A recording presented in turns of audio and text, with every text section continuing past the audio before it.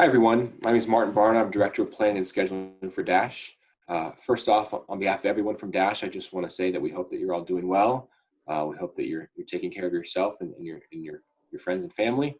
We know this is a difficult time, but we know that Alexandria is a very resilient community, and we're going to be able to get through this together. So hope you're doing well. So we wanted to share a quick video with you guys today to talk a little bit about our service, our Dash service, where we're at in terms of service levels and ridership. And then also what we're planning to do going forward, and to provide you with a little background and insight into what goes into that decision. So with that being said, I think it's helpful to just talk briefly about some of the goals that we're trying to achieve with our service decisions. The first and foremost is to protect customers and our employees. That goes without saying. That's number one with a bullet. We do this with service by a couple things. First, we have to make sure that we have enough service out there on the roads so that we're not seeing crowding on the buses. That's kind of a big thing. But then also we have to kind of have a balancing act where we don't put more bus drivers out there than is what is needed. Because each extra driver we put out there each day, that's an extra person that is out there having to drive around and potentially being put at risk. So we have to find a good balance between what the ridership demand is saying and what our staffing needs really are. So that's kind of the biggest goal that we have. In addition to that, though, we do want to make sure that we're providing a flexible service design, one that can respond to any sort of unpredicted ridership increases or decreases. So we have to be very flexible with the plan that we develop, and we have a couple ways of doing that. We also want to be proactive, though, just kind of staying ahead of the curve. Ridership, like I said, is the key driver. And we want to make sure that if we see any sort of increases in ridership, that we are ahead of the game on that so that we're not seeing the crowding on the buses that we're trying to avoid. And then the third goal there is just when it's safe to do so, we do want to bring Dash all the way back to regular weekday service. And we want Dash is established as the safe and convenient and reliable option that we know that it is. And of course, we'll be looking for guidance from state and local health officials on when it's safe to do that. But that's kind of our long-term goal. So before I get more deeper into the service side of things, just a couple overall precautions that the Dash has been taking over the last few months. And these are pretty common throughout the transit agency, throughout the transit industry. Messaging has been key, making sure that people are wearing their masks, and if you're sick, you're staying home. We also obviously have a mask requirement. We have rear door boarding that we're doing right now to protect our drivers and make sure that we limit the interactions that they have. And we're not charging fares until further notice to further that goal. Also doing extensive bus disinfections multiple times per day, and then weekly foggings, which is where we use a special chemical to disinfect the buses once a week. So that's in addition to the multiple daily disinfections. Some other things we have planned are driver barriers that you see on some other agencies, their buses. We're working to install those on our buses. And then also onboard hand sanitizer dispensers. So those are all in the works. And again, that's just a short, abbreviated list of the things we're doing. There's many other things not listed there, but that provides some overview. So in terms of our service and our ridership, this graph is intended to give you a picture of what ridership and service have been for the last 4 months. The orange line represents percent of ridership, of regular ridership. So you can see that during typical times, we would kind of be up around 100%, but due to COVID, we have had a significant decrease through March, and that has slowly come back a little bit, but still well below our normal, what we would expect to see at this time of year. So you can see in March, we got all the way down to about 16% of our typical ridership. We held that through April, and then we started to climb back in June, came back up to about 30%, and we've been holding about 30% for the last month or so. So that's kind of where we're at with ridership. You can see the blue line shows our service levels, also as a percent of our regular service levels. So, before the COVID pandemic hit, we were about 100% of our service. Then we scaled down quickly twice to a Saturday schedule, then to a Sunday schedule. The Sunday schedule was about 50% of our regular service hours that we put on a daily basis. So about half of our regular service. As we got into late May, we increased that to a Saturday, an enhanced Saturday schedule, which is what we're on right now. That represents about 60% of the regular service we're at, or what we typically have out on the street. So hopefully that makes sense, and that's kind of an overall system-wide perspective. We also obviously have much more detailed data that looks at these numbers on a route-by-route basis and a trip-by-trip basis, because we really are trying to make sure that we're monitoring passenger loads to make sure that we limit the crowding and make sure that we have enough trips and enough service out there to manage that.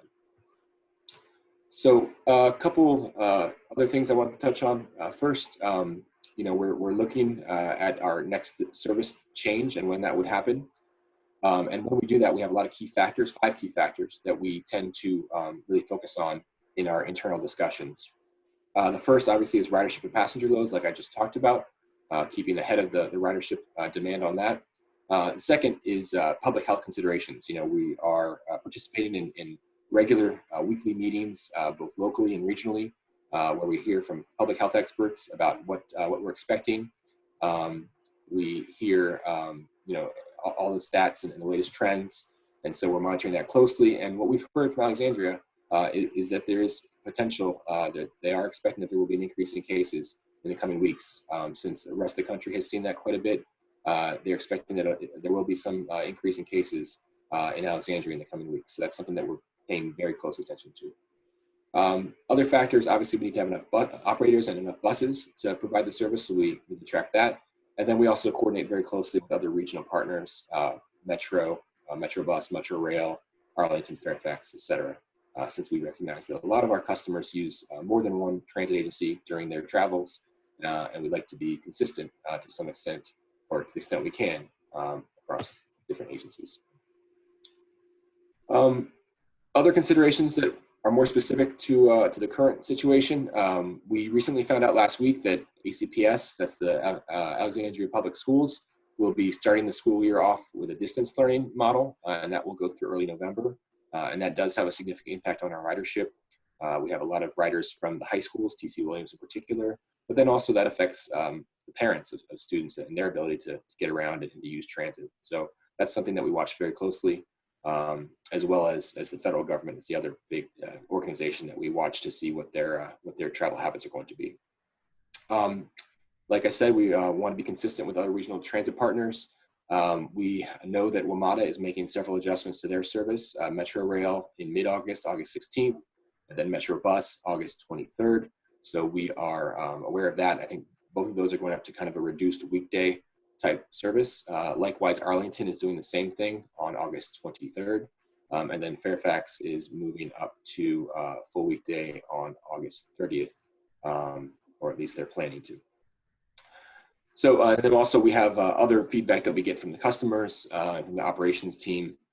We are in the process, or we just wrapped up a customer survey, which provided a lot of great information. So thank you to all those who filled out your survey. We really appreciate all that information as we try to figure out what our next steps are going to be with this COVID recovery.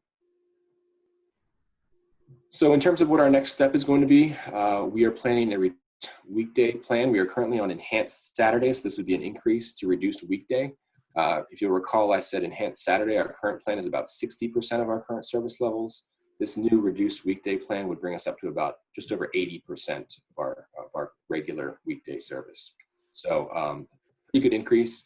It allows us, we had originally looked at going up to full weekday, but we decided that wasn't necessary. It wasn't appropriate given the ridership demands. They're limited to, the ridership is still only about 30%. We are seeing increases in ridership on a couple routes, so we can kind of be tactical about which routes we want to bring up to full weekday and which ones don't really need it just yet.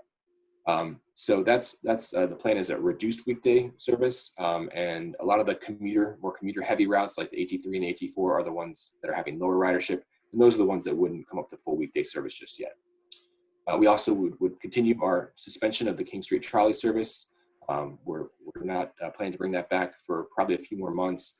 All the trolleys are single door vehicles, so it's just the front door. Have a more crowded, so we're kind of holding off on that until we feel it's appropriate to do so, and it makes sense based on recommendations from local health officials. And the last note I have is that we've been using a lot of stage buses, which are buses that we kind of position in strategic locations. And when if the bus becomes crowded, we can call those stage buses into action. and those have helped out to address some of the crowding concerns. We also are adding extra trips. We call them ghost trips or unscheduled trips. They won't appear on your timetable, but they do go in between the scheduled trips, and they help to redistribute the load and make sure that one trip isn't getting all the passengers, and so people can spread out a little bit more on board the buses. So we've been doing that, and we're planning to continue to do that with this next service change. So we believe that this change, this plan, which will go into effect on September 13th, we believe that it is a good balance between protecting drivers and protecting customers and making service on the street based on current ridership trends, and also acknowledging that we are perhaps in the midst of an increase in cases in this area. So we're not ready to go to full weekday. We don't think that's quite the appropriate course of action just yet. So we feel like we're being responsive to the current situation, both in terms of ridership and public health. Moreover, it allows us to continue our midday bus cleanings. If we went to full weekday, we may not be able to continue those, but since we're doing a reduced weekday, we're able to continue to disinfect the buses in the middle of the day. And so that's obviously a big positive. And then lastly, it allows us, we're a couple weeks behind the other regional providers and when they're making their next service change. But we believe that our current plan is adequate for the next month, basically.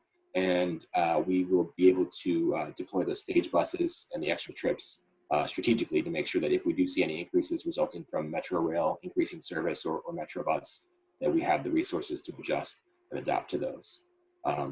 And I will say that we are able to be a little bit more flexible in terms of pushing back our service and making late service plan because we have a little bit less lead time than some other agencies might, which allows us to kind of see all the data before we make a final decision. So I think that's a really positive thing that we were able to make this late change from full weekday to reduced weekday, which I think is in the best interest of our customers, our employees, and the community. So that's the whole presentation. If you have any questions or feedback, email us. We've got the email address there. You can visit our website to get more information. We're on social media, Facebook, Twitter, or you can call our customer service line, which is available on weekdays. That's all I have. Looking forward to seeing some comments and discussion in the comment box below this. And just want to thank you and hope that you're doing well and staying safe. And hopefully we'll see you soon.